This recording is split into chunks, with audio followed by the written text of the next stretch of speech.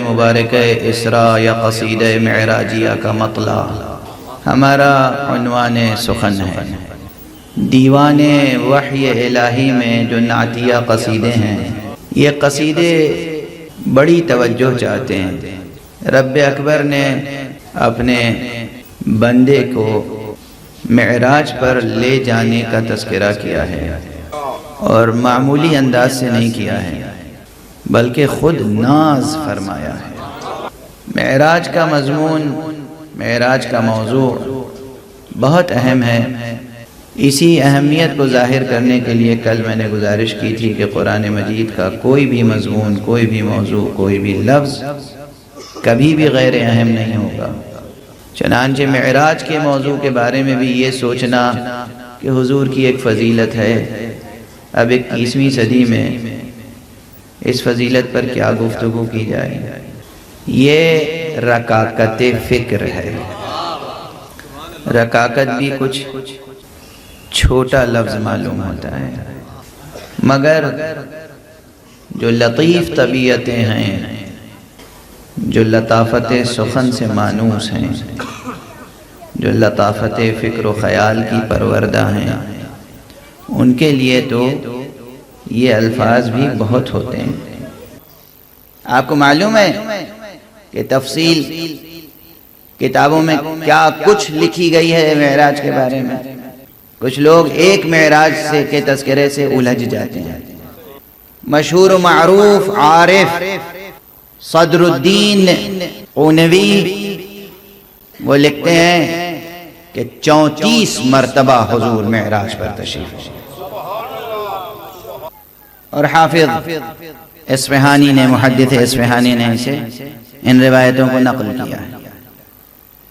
کچھ حضرات 30 مرتبہ معراج کے قائل ہیں، کچھ حضرات صرف 2 مرتبہ معراج کے قائل ہیں، کچھ حضرات 120 مرتبہ معراج کے قائل ہیں۔ یہ صرف نقل قول کر رہا ہوں ابھی، یہ سب کتابوں میں اقوال موجود ہیں، اور اس پر مجھے کوئی تعجب نہیں ہے۔ مجھے حضور کے وہاں جانے پر تعجب نہیں ہے، یہاں آنے پر تعجب ہے۔ جو جوہر جہاں کا ہوتا ہے پلٹ پلٹ کے وہیں جاتا ہے۔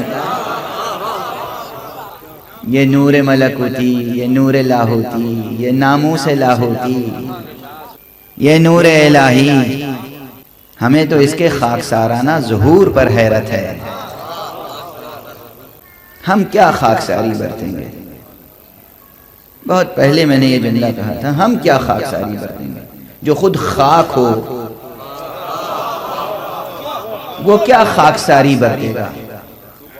یہ کلمہ صرف ایک جگہ اپنے صحیح سیاق و سباق میں معنی دیتا ہے، جب اللہ کے نوری بندوں کے لیے تذکرہ ہوتا ہے۔ تھے تو وہ نوری، مگر ہماری خاطر انہوں نے خاکسارانہ ظہور اختیار کر لیا۔ دیکھ کے معلوم ہوتا تھا ہمارے ہی جیسے بشر ہیں، اور آج تک لوگ اسی دھوکے میں ہیں کہ ہمارے جیسے تھے۔ اور اس زمانے میں لوگ حیرت کرتے تھے اور سمجھتے تھے کہ مصطفیٰ یتیم عبداللہ صلی اللہ علیہ وسلم، یہ در یتیم عبداللہ، یہ کیا حقیقت ہے، یہ کیا وجود ہے، یہ کیا ہستی ہے۔ حیرت ہوتی تھی جب گزرتے تھے راستوں سے۔ قبل بعثت درختوں سے آواز آتی تھی، السلام علیکہ یا رسول اللہ۔ پتھروں سے آواز آتی تھی، السلام علیکہ یا رسول اللہ۔ حیرت ہے اس مسلمان پر جو پتھر بھی بننا نہیں چاہتا۔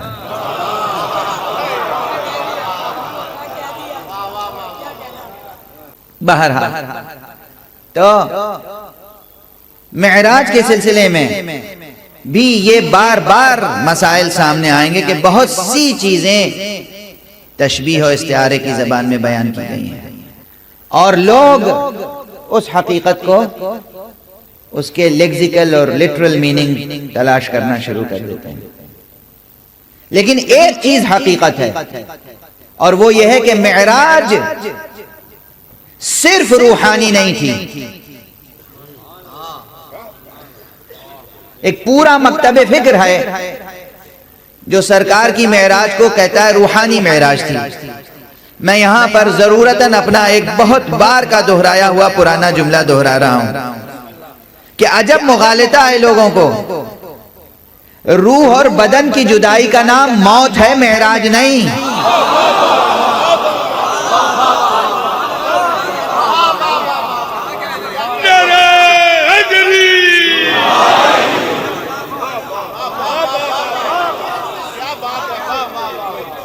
بہت سادہ سی بات ہے، پوری دانشوری صرف کر دیتے ہیں کہ جی معراج پیغمبر کی روحانی معراج تھی، جسمانی معراج نہیں تھی۔ یعنی کیا؟ جسم یہاں رہ گیا، روح عالم بالا میں گئی، سیر کر کے واپس آ گئی، تو بدن جب یہاں رہ گیا اور روح مفارقت کر گئی تو اس کے معنی کہ حضور کی وفات ہوئی اور دوبارہ زندہ ہوئے۔ جو لوگ حضور کی فضیلتیں نہیں دیکھنا چاہتے ہیں، معلوم ہے کس قبیل سے ہیں، وہ اسی قبیل سے، وہ اسی قبیل سے۔ روح اور بدن کی جدائی کا نام موت ہے، معراج نہیں۔ پھر معراج کس کا نام ہے؟ معراج کا ابھی ایک صرف اجمالی تعریف پیش کر رہا ہوں، تفصیل تو آئندہ 3 دنوں تک اور بھی عرض کروں گا۔ معراج نام ہی اس کا ہے کہ روح کا اتنا تسلط اور اقتدار قائم ہو جائے بدن پر کہ جہاں تک روح جائے بدن ساتھ ساتھ چلا جائے۔ یہ ہے معراج۔ بدن چھوٹ گیا اور روح پرواز کر گئی تو موت ہے، بدن روح کے ساتھ ساتھ پرواز کرتا رہا تو معراج ہے۔ اس لیے اس بات سے میں تأمل نہ کریں کہ حضور کی معراج جسمانی تھی یا نہیں، حضور اپنے پورے وجود کے ساتھ معراج پر تشریف لے گئے، پورے وجود کے ساتھ۔ ہاں، ایک اور مکتب فکر ہے جو اس سے بھی زیادہ رقیق بات کہتا ہے، وہ کہتا ہے کہ معراج حقیقی اور واقعی اور خارجی نہیں تھی، خارجی یعنی عالم خارج میں، بلکہ خواب دیکھا تھا حضور نے۔ یہ اتنا رقیق، اس قدر جاہلانہ خیال ہے، چاہے کتنا ہی بڑا آدمی کہے۔ مجھے معلوم ہے کن کن لوگوں نے کہا ہے، مجھے سب کے نام معلوم ہے، حوالہ دوں گا تو آپ کی خاطر شکنی ہوگی۔ خواب دیکھا تھا۔ میں اس کا جواب دیتا ہوں بہت ہی معروضی انداز میں۔ دیکھیے، خوابوں کی تحقیق پر بہت سی کتابیں لکھی گئی ہیں، سائنسدانوں نے لکھی ہیں، فلسفیوں نے لکھی ہیں۔ کوئی اہم فلاسفر ایسا نہیں ہے جس نے خواب کی حقیقت پر کچھ نہ کچھ گفتگو نہ کی اور مستقل مقالہ نہ لکھا۔ کوئی اہم، سقراط اور ارسطوٹل سے لے کر میں روا روی میں ثانوی حوالہ یا سیکنڈری ریفرنس نہیں دیا کرتا جب تک کہ خود پڑھ نہ لوں۔ ارسطوٹل کے جتنے مقالات ہیں ان میں ایک اہم مقالہ خواب کے بارے میں جو اس حقیر طالب علم نے پڑھا ہے۔ ابن سینا کی کتابوں میں منامات پر تذکرہ پورا چیپٹر موجود ہے، ملا صدرہ کے ہاں موجود ہے، میر باقر داماد کے ہاں موجود ہے، ملا ہادی سبزواری کے ہاں موجود ہے۔ کوئی اہم صف اول کا مفکر اور فلسفی نہیں ہے جس نے خواب کے اوپر گفتگو نہ کی۔ لیکن اور سائنسدانوں نے بھی کی ہے۔ فرائیڈ نے کتنا کام کیا ہے خواب کے اوپر۔ میں نے فرائیڈ کا پورا کام تو نہیں پڑھا، یہ نہیں کہہ سکتا کہ اس کے کلیات کو پڑھا ہے، لیکن اہم حصے کو پڑھا۔ بہت سے بچے خواب دیکھتے ہیں، جوان خواب دیکھتے ہیں اور خواب میں چہک جاتے ہیں، چونک جاتے ہیں۔ دونوں لفظ ہیں زبان میں۔ فارسی ہی کی ترکیبیں صرف استعمال نہیں کرتا، میں دیسی لفظیں بھی استعمال کرتا ہوں۔ چہک جاتے ہیں، چونک جاتے ہیں، اور اس کے بعد ماں باپ دوڑتے ہیں، عزیز اقربا کیا ہوا، کیا ہوا بیٹا، کیا ہوا؟ اب وہ کہتے ہیں کہ میں عجیب سا خواب دیکھ رہا تھا۔ کیا خواب دیکھ رہا تھا؟ میں دیکھ رہا تھا کہ کہیں بستر سے کوئی آیا، مجھے اٹھا کے لے گیا اور فضا میں بلند ہوتا گیا، خلا میں پہنچ گیا اور وہاں جا کے میرا ہاتھ چھوٹ گیا اور میں بالکل حیران اور ششدر ہو گیا اور دم گھٹنے لگا، اور اس لیے میرے منہ سے چیخ نکل گئی، شاید اسی چیخ سے میری آنکھ کھل گئی اور آپ سب بھی پریشان ہو گئے۔ کبھی ایسا خواب سن کے کسی باپ نے نہیں کہا بیٹا مبارک ہو تم صاحب معراج ہو گئے؟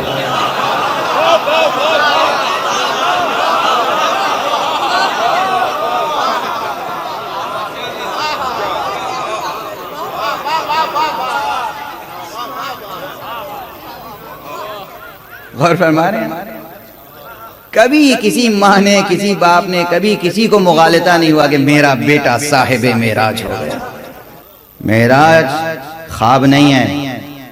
اچھا، اور دوسری دلیل کہ معراج خواب نہیں ہے، حقیقت ہے۔ قرآن مجید میں رب اکبر نے کسی نبی کو اگر خواب دکھایا ہے تو یہ کہہ کے بیان کیا ہے کہ یہ خواب دکھایا۔ ابراہیم کو خواب دکھایا تو کہا کہ خواب دکھایا، پیغمبر کو خواب دکھایا دوسرے مقام پر تو کہا کہ خواب دکھایا، مگر سبحان الذی اسری بعبدہ، پاک اور پاکیزہ اور منزہ اور مقدس ہے وہ رب، وہ ذات جو اپنے بندے کو راتوں رات لے گئی۔ وہ پروردگار اپنا فعل بیان کر رہا ہے، نہ کہ پیغمبر کا خواب۔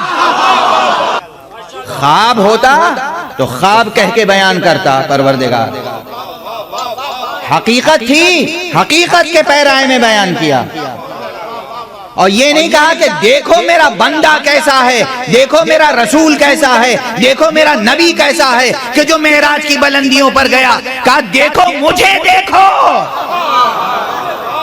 میری شان، دیکھو میں کیسا پاک اور پاکیزہ ہوں، میں اپنے بندے کو معراج کی بلندیوں پر لے گیا۔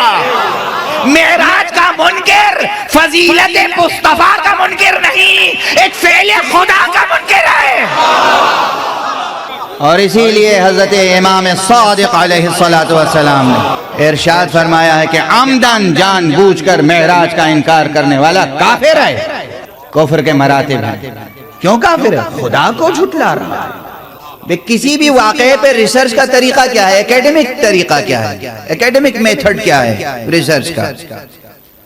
کوئی واقعہ نقل کیا گیا تو اس کے پرائمری ریسورسز کیا ہیں؟ ابتدائی مآخذ کیا ہیں؟ ابتدائی مصادر کیا ہیں؟ سب سے پہلے وہ واقعہ کس نے نقل کیا؟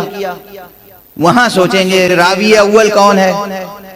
راوی اول خدا۔ سب سے پہلا سورس قرآن۔ اب فرمائیے، سب سے پہلا سورس قرآن، دوسرا خود پیغمبر کا بیان، اور تواتر کے ساتھ، یہ نہیں کہ خبر احاد ہے، کسی ایک راوی نے بیان کیا، دو راویوں نے بیان کیا، تواتر کے ساتھ، تواتر کے ساتھ اصحاب نے نقل کیا، تابعین نے نقل کیا، تبع تابعین نے نقل کیا، مسلسل نقل ہوتا چلا آ رہا ہے واقعہ۔ اب آپ تعویل کر رہے ہیں، اور واقعہ بیان ہوا تو کن لفظوں میں بیان ہوا، اسی کی طرف تو توجہ دلا رہا ہوں۔ پہلی بات یہ دیکھیے کہ کہاں ملتا ہے یہ واقعہ، دوسری بات یہ دیکھیے کن لفظوں میں بیان ہوا یہ واقعہ۔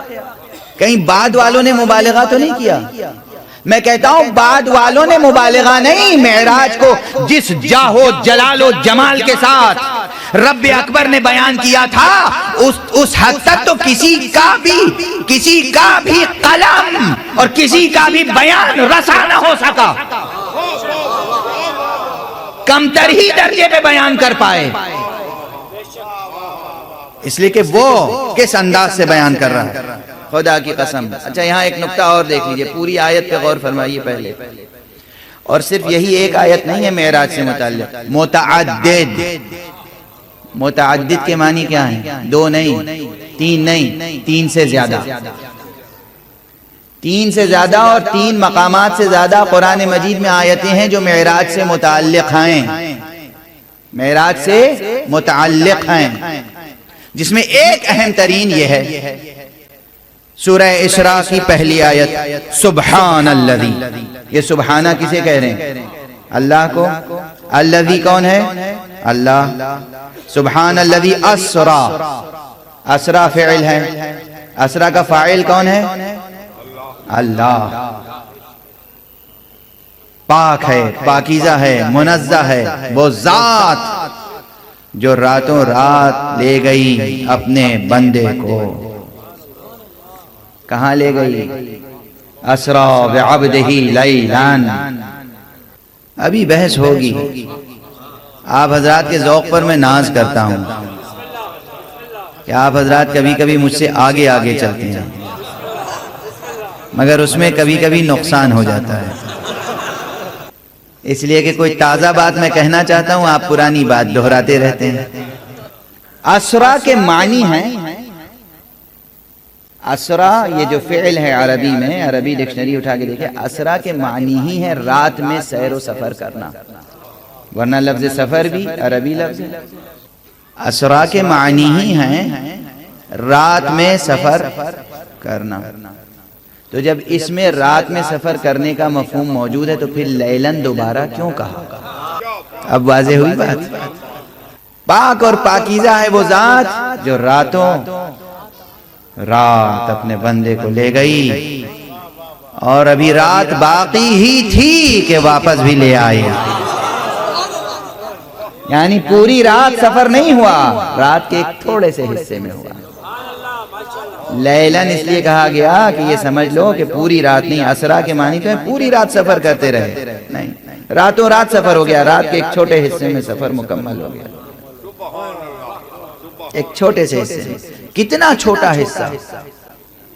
یہ کسی شاعر کا مبالغہ نہیں ہے، رسول اللہ صلی اللہ علیہ وآلہ وسلم کا بیان ہے. تفصیلی بیان کے بعد معراج کے تمام منازل بیان کیے، تمام مراحل بیان کیے، تمام مقامات بیان کیے، تمام واقعات بیان کیے. نماز با جماعت کا تذکرہ ہوا، انبیاء سے ملاقات کا تذکرہ ہوا، سدرۃ المنتہا تک جانے کا تذکرہ ہوا، وہاں جبرائیل کے ساتھ چھوڑنے کا تذکرہ ہوا، مقام قاب قوسین و ادنیٰ تک پہنچنے کی بات ہوئی، خلوت گہے لاہوتی میں پیغمبر کی گفتگو کی بات ہوئی، پیام رب کی بات ہوئی، اور کہا جب پلٹا تو بستر کی حرارت باقی تھی. یعنی گئے بھی اور آئے بھی اور بستر گرم رہا، زنجیر در ہلتی رہی، سفر مکمل ہو گیا. اچھا یہ رب فرما رہا ہے، لیکن شروع یعنی بیان معراج کا ہے، شروع میں تذکرہ کس کا ہے؟ اللہ. اور آخر میں تذکرہ کس کا؟ انہو هو السمیع البصیر. وہی ہے وہ جو سمیع ہے اور بصیر ہے. مزاج ذکر پیغمبر کو سمجھیں، مزاج ذکر پیغمبر کو سمجھیں. یہ مصرع ہے سرفراز علی حسین صاحب کے لیے، اس پر آپ بعد میں نعت پوری کہیے گا. مزاج ذکر پیغمبر کو سمجھیں. کیا ہے اس میں، اس مزاج میں؟ پیغمبر کا کوئی تذکرہ پورا نہیں ہو سکتا جب تک کہ وہ ذکر الہی سے شروع نہ ہو، ذکر الہی پہ ختم نہ ہو.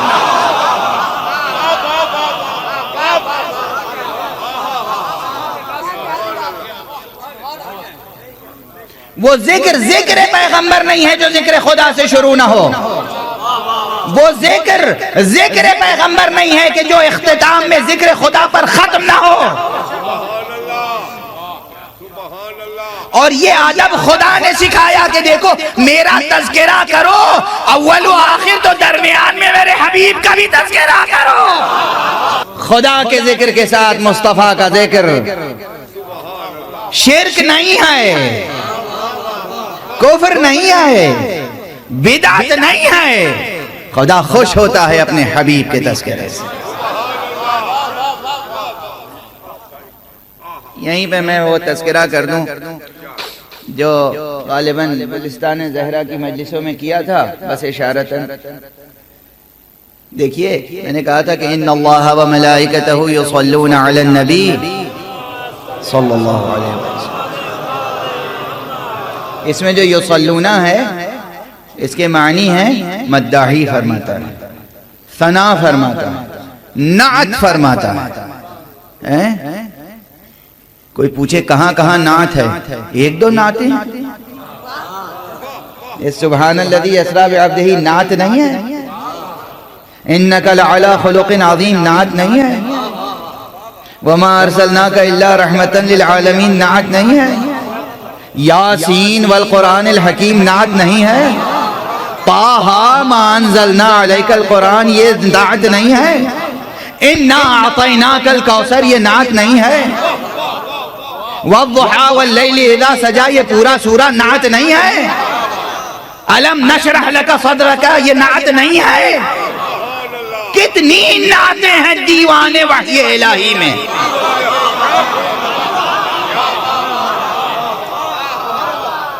حسن ثنا رب خود اپنے پیغمبر کی مداحی کرتا ہے، تعریف کرتا ہے، توصیف کرتا ہے، ان کے فضائل بیان کرتا ہے، ان کے مناقب بیان کرتا ہے، ان کے کمالات بیان کرتا ہے، اور صرف انہی کے نہیں وہ خود بیان کرتا ہے، اپنے ملائکہ سے بھی کہتا ہے مداحی کرو، ملائکہ بھی مداحی کرتے ہیں، اور ہم سے چاہتا ہے کہ ہم بھی مداحی کریں، اور جتنے صالحین بندے ہیں ان سب کی حسن ثنا مطلوب ہے، مطلوب الہی۔ اب اس وقت یہ موضوع نہیں ہے کہ میں اس پر آیات قرآنیہ کا استدلال مزید پیش کروں، بہرحال تو حسن ثناء مصطفیٰ کا کمال یہ ہے، اور کمال حسن یہ ہے کہ آغاز رب کے تذکرے سے ہو، انجام رب کے تذکرے پر ہو۔ اب گفتگو کو ذرا آگے بڑھاتا ہوں کہ اصل معراج خواب نہیں ہے، اصل معراج صرف معراج روحانی نہیں ہے، مصطفیٰ صلی اللہ علیہ وآلہ وسلم کی معراج آپ کے پورے وجود کے ساتھ معراج ہے، روح و بدن کے ساتھ معراج ہے۔ یہاں پر مجبور ہیں ہم کہ روح و بدن کے رشتے کو سمجھیں۔ اب گفتگو ذرا سنگین مرحلے میں آ رہی ہے، دیکھنا یہ ہے کہ اس میری گفتگو کی سنگینی کو آپ کے ذوق کی لطافت کہاں تک برداشت کرتی ہے۔ معراج کا ذکر مکمل نہیں ہو سکتا جب تک کہ ابو طالب اور فرزند ابو طالب دونوں کا ذکر نہ ہو۔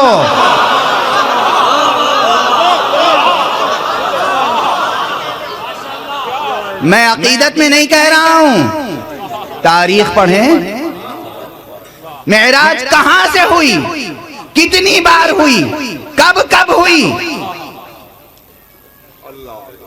کوئی نہیں۔ ایک کتاب سیرت حلبیہ اٹھا کے دیکھ لیجئے، سیرت حلبیہ میں معراج پر بہت صفحات لکھے گئے ہیں، اور اس میں یہ تمام اقوال نقل کیے گئے ہیں کہ معراج سے متعلق ایک قول یہ ہے کہ قبل بعثت معراج ہوئی۔ قبل بعثت ابو طالب زندہ تھے یا نہیں؟ حضرت ابو طالب کی وفات کب ہوئی ہے؟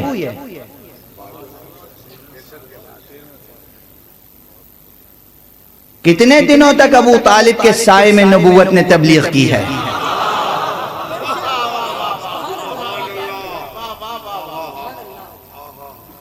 پہلی بار جب معراج پر تشریف لے گئے، روح و بدن کے ساتھ، مکمل وجود کے ساتھ۔ تو روایت میں ہے کہ ایک مرتبہ دیکھا، معلوم ہے حضرت ابو طالب کی کیفیت کیا ہوتی تھی؟ راتوں میں اٹھ اٹھ کے دیکھتے تھے میرے محمد پہ کوئی گزند تو نہیں پہنچی، راتوں کو اٹھ اٹھ کے دیکھتے تھے میرا پیغمبر، میرا محمد، میرا بھتیجا، میرا لال محفوظ تو ہے۔ ایک مرتبہ اٹھ کے دیکھا بستر خالی، پریشان ہوئے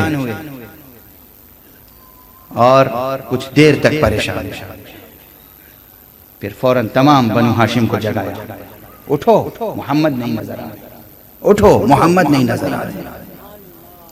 اس کے بعد سب کو کہا کہ جتنے کفار قریش ہیں بڑے بڑے جو میرے بھتیجے کے دشمن ہیں، سب کے دروازے پر اسلحے سے لیس ہو کر جا کے کھڑے ہو جاؤ۔ کیا شجاعت ہے ابو طالب کی!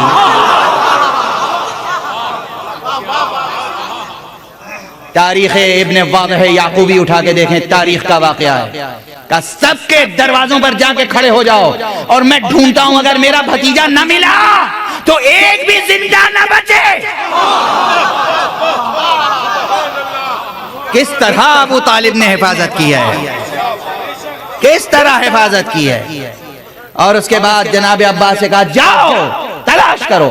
مقام ذی طوا تک گئے، مقام ذی طوا تک جا کر پوچھا، پکارتے تھے یا محمد، یا ابو القاسم، یا محمد عینی عین انت عینی، میرے نور نظر کہاں ہو۔ مقام ذی طوا پر براق سے اترے، چچا میں ہوں، کلیجے سے لگا لیا، لائے حضرت ابو طالب کے پاس۔ کہا بیٹا کہاں تھے؟ کہا میں بیت المقدس گیا تھا۔ چچا میں معراج پر گیا تھا۔ سکون پیدا ہوا، اطمینان پیدا ہوا، اور اس کے بعد کہا سب کو بلا لو۔ اور بھتیجے سے معلوم ہے کیا کہا؟ اے بیٹا تم بیت المقدس گئے تھے، اپنی زبان سے یہ واقعہ نہ سنانا، کہیں یہ کافر تمہیں جھوٹا نہ کہے۔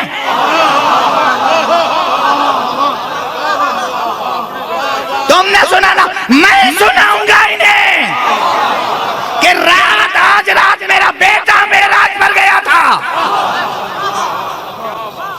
آج تک ذہن مسلم معراج میں شک کرتا ہے۔ ابو طالب نے سنتے ہی یہ نہیں پوچھا بیٹا تمہیں کیا ہو گیا ہے، کیا کہہ رہے ہو، کہاں بیت المقدس، کہاں مکہ۔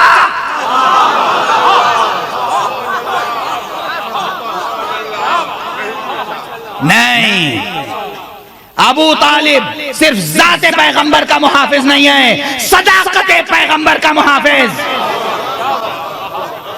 کہا بیٹا تم نہ بیان کرنا، میں بیان کروں گا۔ اور اس کے بعد جب صبح نمودار ہوئی، سب کو جمع کیا، سب کو بلایا اور کہا، اعلان کیا، سب سو رہے تھے بے خبر نا۔ ابو طالب کی شجاعت دیکھو، جرأت دیکھو، ہمت دیکھو، حوصلہ دیکھو، بلندی دیکھو، وقار دیکھو، ہیبت دیکھو، دبدبا دیکھو۔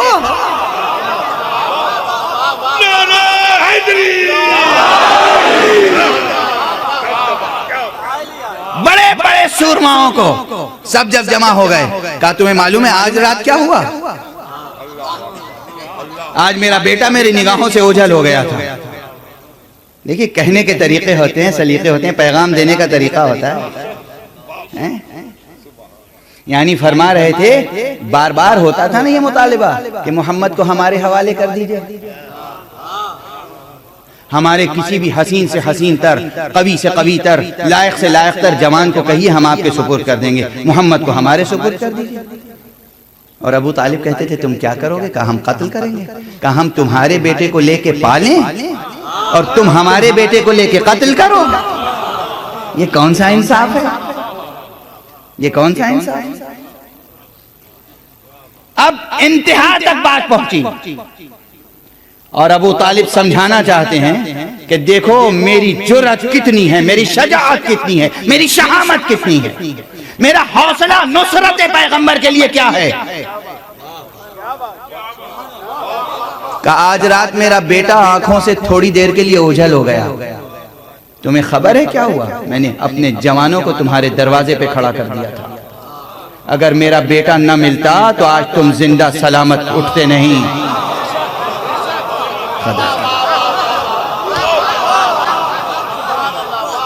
اس ذکر کے بغیر معراج کا تذکرہ پورا ہو سکتا ہے؟ اب جو کہتے ہیں کہ معراج جسمانی نہیں تھی، ان کے لیے یہ روایت ضروری ہے۔ اگر جسم غائب نہیں ہوا تھا تو ابو طالب پریشان کیوں ہو گئے؟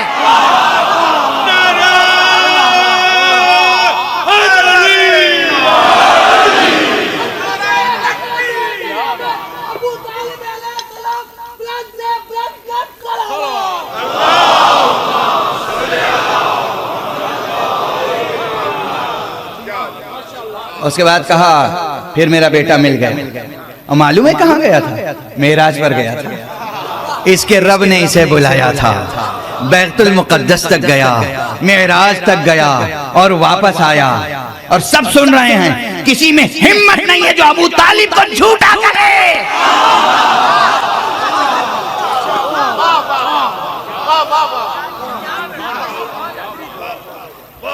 مصطفیٰ کو نعوذ باللہ جھوٹا کہنا تو دور کی بات ہے، کسی میں ہمت نہیں ہے جو ابو طالب کے شان میں گستاخی کرے، سب سر جھکا کے سنتے رہے۔ پہلا مصدر معراج کا قرآن، پہلا راوی معراج کا خدا، دوسرا راوی معراج کا ابو طالب۔ علم رجال مکمل نہیں ہو سکتا جب تک ابو طالب کا تذکرہ نہ ہو جائے۔ صلوات پڑھیں محمد و آل محمد۔